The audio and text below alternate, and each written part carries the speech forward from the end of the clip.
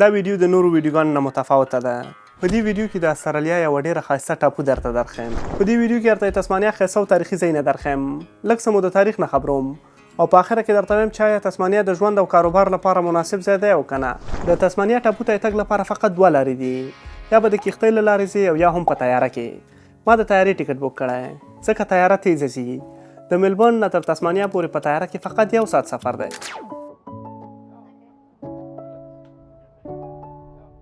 تسمانیا د نړۍ 26مه لویه ټاپو ده، خو نفوذ یې ډېر کم دی.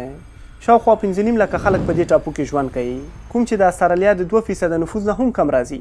دا ټاپو مکمله خالي ده، خو فقط په 2 ښارونو کې خلک اوسېږي: هوبارټ چې د تسمانیا مرکز دی او د لینسسټن ښار. پوښتنه دا ده چې دا ټاپو ولې دومره خالي ده، که څه هم ډېره ښایسته او شنه ده، خو بیا هم خلک دلته نه اوسېږي. د دې تر شا ځینې دلیلونه دي چې زه یې درته وایم. اول خو د تسمانیا تاریخ مخکې دي چې انګریزان دې خاورې ته راورسېږي. دلته د استرالیا بومي خلکو ژوند کولو. کله چې انګریزان دلته راغلل، په دې بومي خلکو زیات ظلمونه وکړل، دوی ووژل او حتی دې ته اړ کړل چې خپل کورونه انګریزانو ته پرېږدي. د استرالیا د بومي خلکو او انګریزانو ترمنځ جګړې ته یې د بلک وار ویلې. په دې جګړو کې د استرالیا د بومي خلکو نفوذ بیخي راکم شو، تر دې چې په نیست حساب شو. دا یې تر ټولو غټ تاریخي دلیل دی چې انګریزانو د دې ټاپو بومي خلک قتل عام کړل او دا ټاپو خالي پاتې شوه. کله چې انګریزان دې خاورې ته راغلل او د بومي خلکو نه یې دا ځای ونیولو، انګریزانو نه غوښتل چې دلته دولت او حکومتداري ولري، ځکه یې دا ټاپو د زندان په حیث کارولو. دې ټاپو ته یې پخوا وین ډیمنس لینډ ویلې. دا ډېر وحشتناک ځای و او د زندانیانو لپاره دا ناشونې وه چې دې ټاپو څخه وتښتي. دې زندان ته به د انګریز امپراتورۍ تر ټولو خوني او ستر مجرمان راوستل، خو داسې هم نه ده چې ټول پکې غټ مجرمین ول. ځینې خو حتی په ډېرو عادي جرمونو نیولي وو، ځینې بېګناه وو او زیاتره پکې د استرالیا بومي خلک ول. دې زندان ته په لاره په ځینو ځایونو کې انټرنیټ کار نه کوي. لکه د پخوانۍ زمانې په شان باید د کاغذي نقشې نه استفاده وکړم او د خلکو په سپارښتنه ځان ورسوم. So 30 minutes drive. 30 minutes. We get straight there. You want to stop on the way and look at a few things? Yeah, sure. A little bit longer. It's a beautiful place, isn't it? It's nice. Lovely. Lovely place to live. Yep. Thanks, mate. زندان ته په لاره دلته یو کوچنی محلي رستورانت دی. موږ سهار وختي را روان شوي یو، نو دلته باید سهار چای وڅښو. من زیاد هیجانی هستم که زندان ببینم، نه وقت نشه. اول د منظرې نه خوند واخله، بیا به لاړ شو.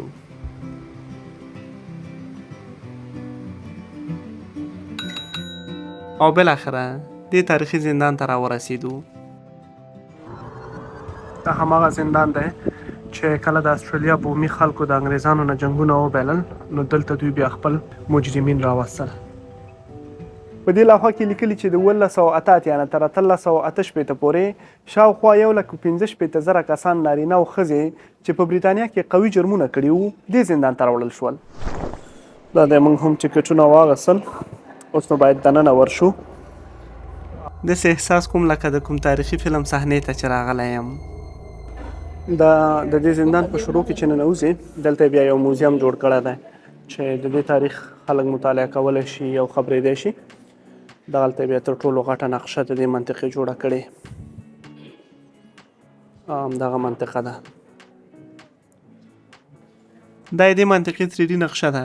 وګورئ دا زندان په څومره شنه ساحه کې جوړ شوی و.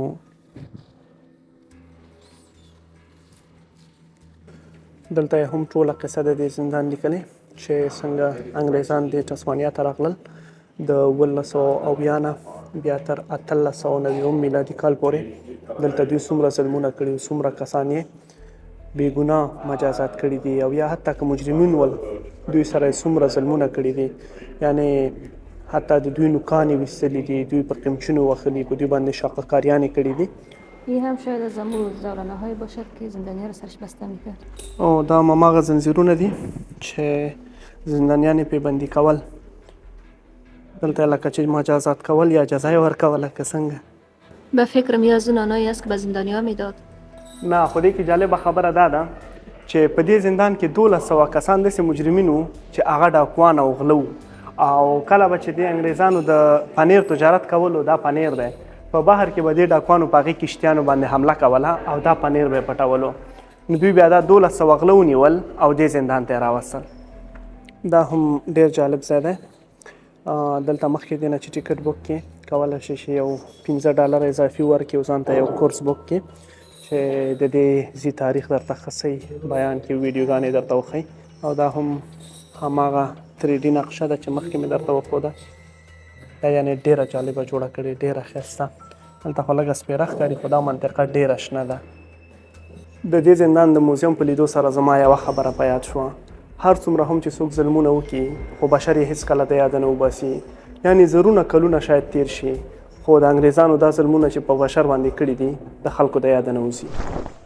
دا هماغه زندان دی چې شاوخوا 1.5 سل کاله وړاندې انسانانو غوښتل چې دې ځایه وتښتي خو نن یې لیدو ته راځي. در عکس‌های تاریخی چقدر زیبا بود، مگر مال زیاد ویران شده که از تنها باشه چقدر بترسه. خود نو شاوخوا 2 پیړۍ او 2 نړیوال جنګونه پې تیر شوي خو د ډار خبره نه لري.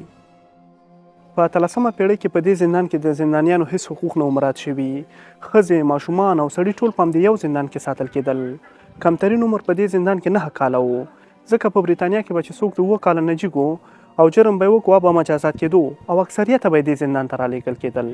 که کوم چا به وغوښتل چې دې زندان نه وتښتي هیڅ امکان یې نه و، ځکه یو خواته اوبه وې او بل خواته دوی دومره خطرناک سپي ساتلي وو چې هیڅ څوک ترې نه شول خلاصېدی. دا هم هماغه کښتۍ ده چې اوس د 1 ساعت لپاره به پکې کینو او دا شاوخوا ټوله منطقه به موږ ته ښیي. په دې شکل کښتۍ کې سیټونه دي. دلته بیا نقشه هم ده. خلک راځي کیني. راځئ چې موږ د باندې لاړ شو. هغلته کافي هم ده که څوک کافي مافي اخلي. دا نو د باندې ساحه ده.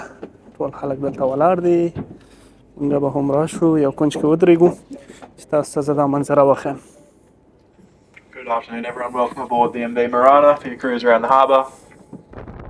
د زندان په دریو خواو کې اوبه دي. ځینې منابع وایي چې یو شمېر زندانیانو کوشش وکړو چې د اوبو له لارې دې زندان نه وتښتي خو لامبو یې نه وځه او په اوبو کې غرق شو چې په پایله کې خپل ژوندونه له لاسه ورکړل. دا هم د اوبو په منځ کې کوچنی ټاپو ده. اکثرا زندانیان به یې دلته د کار دپاره راوستل، شاخه کارۍ به یې پې کولې او حتی ځینې زندانیان به یې دلته مجازات کول. دا دوربین یې د دې دپاره دلته ایښی چې دا شاوخوا منطقې پې وګورئ. دا د هغې وخت نه دی ځکه ډېر نوی ښکاري او دا د سیلانیانو لپاره ایښی چې دا شاوخوا منطقې پې وګوري. ډېر نږدې ښکاري خو داسې خیره خیره. یو شی چې په مقالو کې دلته ما ولوستل هغه دا چې په 19مه پیړۍ کې په زندانیانو باندې ظلمونه ډېر زیات کم شو او دوی ته حقوق وټاکل شول. کومو زندانیانو به چې کوم هنر زده کو لکه نجاري یا د برق کار او یا لیک او لوست، دوی به بیرته د تسمانیا مرکز خوباټ ته لیږل کېدل چې خپل عادي ژوند وکړي. د همدې زندان د خاطره زیاتره خلکو زړه نه ښه کولو چې دې ټاپو ته د ژوند لپاره راشي. بله وجه تسمانیا د خالي پاتې کېدو دا ده چې تقریبا 50% برخه د تسمانیا په ملي پارک کې راځي، ځکه دولت اجازه نه ورکوي چې خلک پکې کورونه او رهایشي مرکزونه جوړ کړي. د تسمانیا جغرافیه بل دلیل ده، ځکه دلته غرنۍ ساحه ډیره ده، همواره ساحه ډیره کمه لري، نو خلک نشي کولی چې ډیر کورونه او بازارونه جوړ کړي. شاوخوا په شنو ونو پوښل شوې زړه راښکونکې منظرې، په منځ کې آرام او ښایسته ښار، هر خوا خړوبه سیندونه او دا ټوله مجموعه په سمندر کې راګیره شوې د تسمانیا ټاپو ده. د دې ټاپو خاوره ډیره اوبلنه ده ځکه د سمندر په سطح آباد ده او سړک جوړول پکې ستونزمن دي. د همدې خاطره د استرالیا دولت لا په دې نه دی توانېدلی چې دا ټوله ټاپو د سړکونو په مرسته وصل کړي. د دې ټاپو په ډیره محدوده ساحه کې سړکونه غځېدلي او په منځنۍ ساحه کې بیا ځنګلونه دي.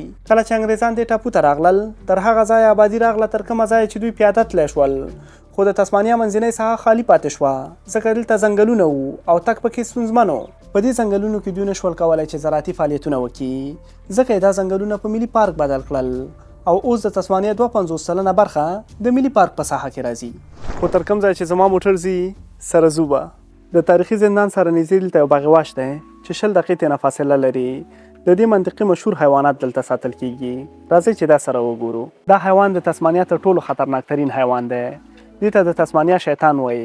دې ته ځکه د تسمانیا شیطان وایي چې دا د شپې د خوانه ډېر خطرناک اوازونه کوي او بله دا چې دې خوله همیشه د وینو نسره وي، نو ځکه په اروپایانو دا نوم کېښودو. دا په تي لرونکو حیواناتو کې هغه حیوان دی چې تر ټولو قوي چک لري او خوله یې 80 درجې خلاصیږي. دلته نو د دې کار کوونکي د دې مرغیو په باره کې معلومات ورکوي. موږ ته یې دانه راکړه چې مرغیو ته یې وړاندې کړو چې مرغۍ موږ ته راشي په لاس کې. نو اوس به وګورو چې آیا ما ته مرغۍ راځي که نه. ما ته خو راغله. او اوه څومره جالب. بل او لاړه.